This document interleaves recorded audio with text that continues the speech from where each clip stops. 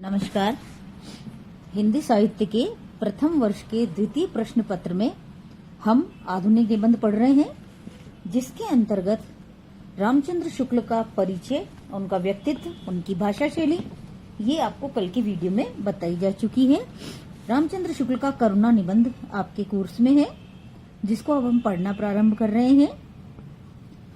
रामचंद्र शुक्ल जी कहते हैं कि जब बच्चे को संबंध ज्ञान कुछ कुछ होने लगता है, तभी दुख के उस भेद की नींव पड़ जाती है जिसे करुणा कहते हैं। बच्चा पहले परखता है कि जैसे हम हैं वैसे ही ये और प्राणी भी है, और बिना किसी विवेचना क्रम के स्वाभाविक प्रवृत्ति द्वारा वह अपने अनुभवों का आरोप दूसरे प्राणियों पर करता है, और फिर कार्य कारण संबंध में अभ्यस्त होने पर दूसरों के दुख के कारण या कार्य को देखकर उनके दुख का अनुमान करता है और स्वयं एक प्रकार का दुख अनुभव करता है। अर्थात राइटर ये बताना चाह रहा है कि बच्चा प्रारंभ काल से ही जैसे उसे पता चलता है संबंधों के बारे में, भाई ये मेरी माँ है, ये मेरे पिता है, या ये मेरे प्रिय हैं, ये मेरे अपने हैं, तभी दुख के उस भेद की नींव पड़ जाती है। अर्थात तभी उसे पता पड़ने लग जाता है कि किसके दुखी होने पर उसे दुखी होना है और किसके खुश होने पर उसे खुश होना है। और जब ये नींव पड़ जाती है, उसे ही रामचंद्र शुक्ल कहते हैं कि उसे ही करुणा कहते हैं, कि उसे पता चलने लग जाता है कि अपना प्रिय अगर कोई रोता है तो उसे भी दुख उत्पन्न होने लगता है। बता रहे हैं कि जब माँ झूठ मूठ रोने लगती है तो बच्चा भी रोने लग जाता है, या जब किसी भाई बहन को मारने की बात आती है तो बच्चा भी चंचल हो उठता है, कि अर्थात उसको भी उसका दुख होता है। दुख की श्रेणी में प्रवृत्ति के विचार से करुणा का उल्टा क्रोध है। क्रोध जिसके प्रति उत्पन्न होता है उसकी हानि की चेष्टा की जाती है, और करुणा जिसके प्रति उत्पन्न होती है उसके भलाई का प्रयत्न या उद्योग किया जाता है। किसी पर प्रसन्न होकर भी लोग उसकी भलाई करते हैं। इस प्रकार पात्र की भलाई की उत्तेजना दुख और आनंद दोनों की श्रेणियों में रखी गई है। आनंद की श्रेणी में ऐसा कोई शुद्ध मनोविकार नहीं है जो पात्र की हानि की उत्तेजना करे, पर दुख की श्रेणी में ऐसा मनोविकार है जो पात्र को उत्तेजना करता है लोभ से, जिसे आनंद की श्रेणी में रखा है। चाहे कभी कभी व्यक्तियों या वस्तुओं की हानि पहुंच जाए, पर व्यक्ति जिस वस्तु का लोभ करता है उसकी हानि वह कभी नहीं करेगा। इसका उदाहरण ये है कि जैसे महमूद था, उसने सोमनाथ को तो तोड़ा, पर हीरे जवाहरात वो संभाल कर ले गया। नूरजहां के लोभी जहांगीर ने शेर अफगन को मरवाया और नूरजहां को बड़े प्रेम से रखा। अर्थात राइटर ये बताना चाह रहा है कि करुणा का उल्टा क्रोध होता है, कि क्रोध जिसके प्रति उत्पन्न होता है उसकी हम हानि करते हैं, और करुणा जिसके प्रति उत्पन्न होती है उसकी हम भलाई करते हैं। मतलब ये एक मनोवैज्ञानिक निबंध है, जिसके अंतर्गत राइटर करुणा मनोभाव का चित्रण करते हुए अन्य मनोभावों के बारे में भी बताएगा।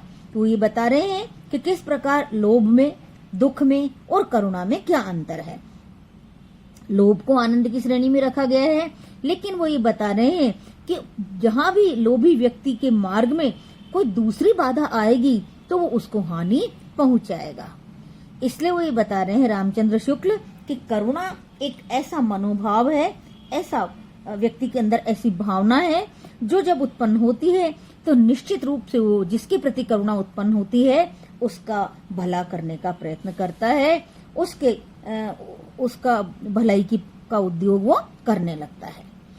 आगे वो बता रहे हैं, मनुष्य जो ही समाज में प्रवेश करता है उसके सुख और दुख का बहुत सा अंश दूसरों की क्रिया अवस्था पर अवलंबित हो जाता है, और उसके मनोविकारों के प्रवाह तथा जीवन के विस्तार के लिए अधिक क्षेत्र हो जाता है। अर्थात जैसे ही हम समाज में प्रवेश करते हैं वैसे ही क्या होता है कि हमारे सुख दुख का जो अंश है वो दूसरों को क्रियाओं और व्यापारों पर निर्भर होने लग जाता है।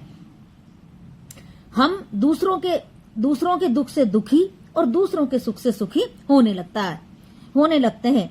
ये बता रहे हैं कि कैसे, कि देखना ये है कि दूसरों के दुख से दुखी होने का नियम जितना व्यापक है, क्या दूसरों के सुख से सुखी होने का भी नियम इतना ही व्यापक है। तो राइटर आपको ये बताना चाह रहे हैं कि दूसरों के दुख में प्रत्येक व्यक्ति दुखी होता है, लेकिन दूसरों के सुख में सभी सुखी हों ऐसा जरूरी नहीं है। आगे इसको पुष्ट करते हुए राइटर बता रहे हैं कि अज्ञात कुलशील मनुष्य के दुख को देखकर भी हम दुखी होते हैं। किसी दुखी मनुष्य को सामने देखकर हम अपना दुखी होना तब तक के लिए बंद नहीं करते जब तक हमको मालूम नहीं पड़ जाए कि वे कौन है, कहाँ रहता है, कैसा है, और ये बात जानकर पीड़ा पहुंच रही है कि उसने कोई भारी अपराध या अत्याचार किया है। हमारी दया दूर या कम हो जाए, ऐसे अवसर पर हमारे ध्यान के सामने वह अपराध या अत्याचार आ जाता है और उस अपराधी या अत्याचारी का वर्तमान क्लेश हमारे क्रोध की तुष्टि का साधक हो जाता है। अर्थात राइटर ये बता रहे हैं, अनजान व्यक्ति को देखकर भी हमारे मन में दुख या करुणा पैदा होती है, लेकिन यदि हमें ये पता चल जाए कि वो जो दुख उठा रहा है उसके पीछे उसके स्वयं की कोई गलती है, या उसने कोई अपराध किया है, या उसने कोई अत्याचार किया है, तो उस समय हमारी आंखों के सामने उसका दुख और उसका अत्याचार या अपराध प्रकट हो जाता है, और उस समय हमारे मन में करुणा के स्थान पर उल्टे क्रोध पैदा हो जाता है।